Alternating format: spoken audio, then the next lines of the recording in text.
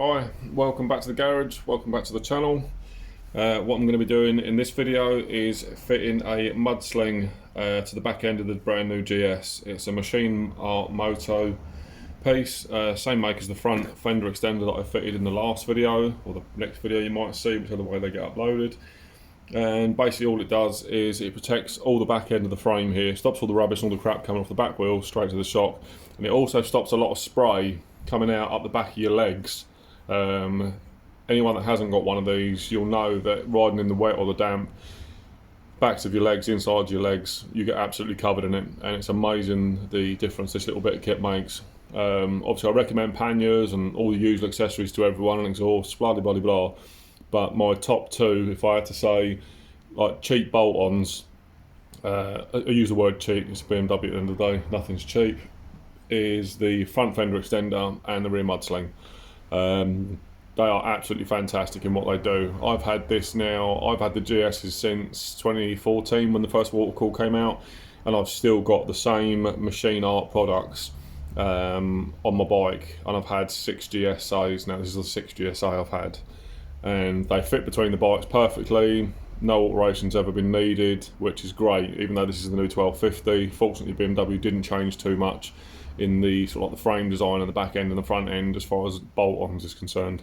So without wasting any more time, I'm going to show you, because this should be a real quick video, and basically all I'm going to do is I'll pull the camera back a little bit just so you can actually see the product I'm talking about.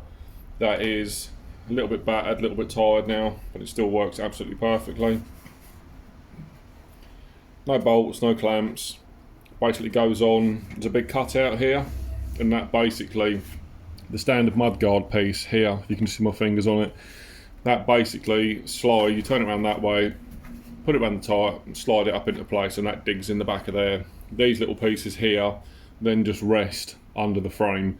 The fact that they just rest under the frame, you haven't got to at all, but all I've been doing on the last few bikes I've had is getting just a small piece of insulating tape, basically just to stop the frame from chafing at all, and literally just a bit of black insulating tape, one in there. You can put as much as you like, you can wrap your whole frame up if you like, you could use black vinyl, you can use what the hell you like, but I'm just literally showing you more to do with the actual process of bolting the mudsling on, rather than how to protect your frame from the elements. So if you can literally just bear with me 2 seconds while I just pop around the other side, stick my 2 little bits of tape on. This is again literally just to stop it rubbing on the frame all the time. Once it's on, it doesn't move, but this is a brand new bike, and for the sake of a little bit of tape, it just keeps things nice. So there we go, there's my 2 little bits of tape applied to the frame, and like I say, all they do is literally just stop. It basically sits in a very, very small channel. Right hand side as you sit on the bike is bigger, so you've got the big channel there, and you've got this one here, and this literally is a real simple piece of kit. So it's actually the left hand side, I had it the other way around, but basically slide it down the back of the mudguard, and you'll see the little slot. I'll move the camera around to show you. You might have heard that. Just lock it in there. I'll show you around in there. It is literally just in there. That's where the slot is. That was in the mudguard, and this is the standard mudguard, and the two just literally just slide together.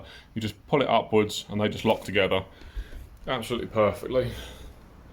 And then all you're left with is the simple procedure. Can be a little bit fiddly, this one, of just feeding some cable ties through the frame. I'll just take it around the frame. There's some holes basically that these go through, so you just feed it round, poke it back through the top there. It is so self-explanatory when you get your one, or if you do buy one, they're so simple to understand how they actually work. And basically zip tie her up. So this is the longest part of it. The actual fitting of it takes bloody seconds. But there's one, and just pull that up. I'll leave them a little bit slack until I've got them all in. So if you're bored by this point, feel free to leave, because as I say, this is literally now just a replica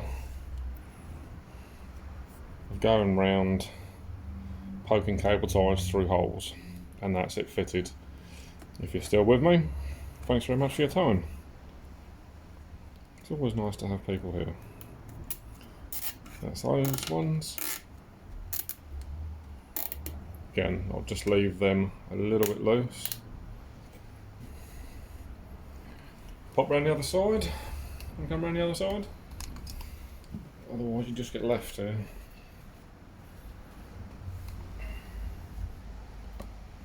Let's see if I can get you so you can see what we're looking at.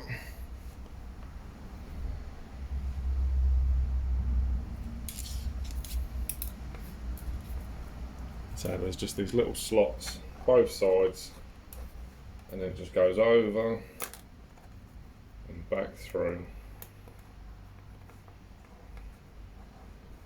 You can cable tie these however you like. I try and keep all the cable ties out of sight, the actual solid piece. Just tidies things up a little bit. There you go. That one, and I believe this one's the most awkward one. So I'm just going to grab a little light and shine it down there. Let me see, I'll take you with me. Can you see up in there? That little slot? Just at the very end there? It's literally just along that very top edge there. You can just see it there. That's where your cable tie is going to poke up through. And then it comes out through the bottom there and just does a loop around the frame.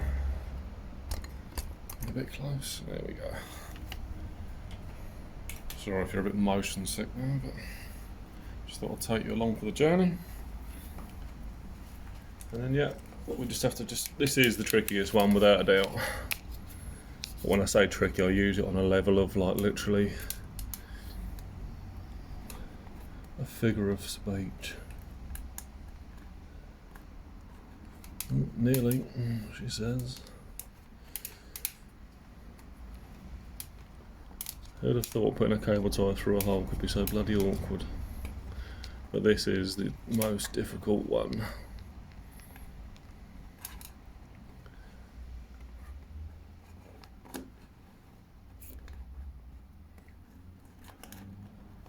There we go. Just bear with us a second. Might be a moment, customer.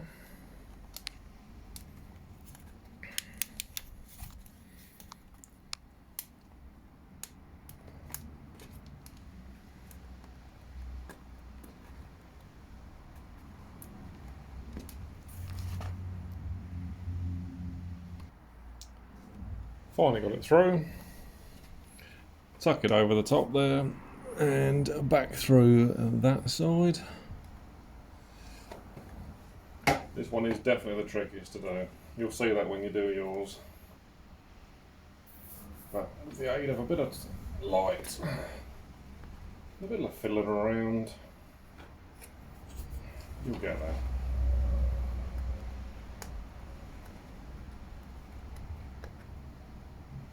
No great editing on this one, folks. You're in for the long haul. Right, there we go.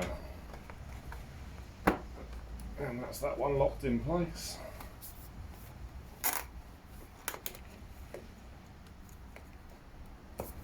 Same again there.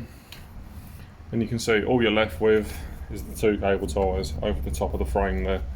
And then that just locks around the back of your exhaust mount perfectly. Back round we go.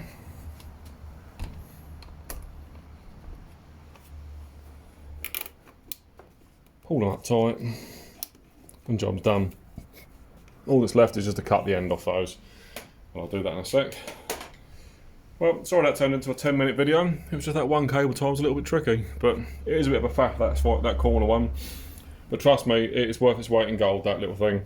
So it's on there, and it's a great addition to any GS. I really do recommend you get one. So hope that was of some use to you.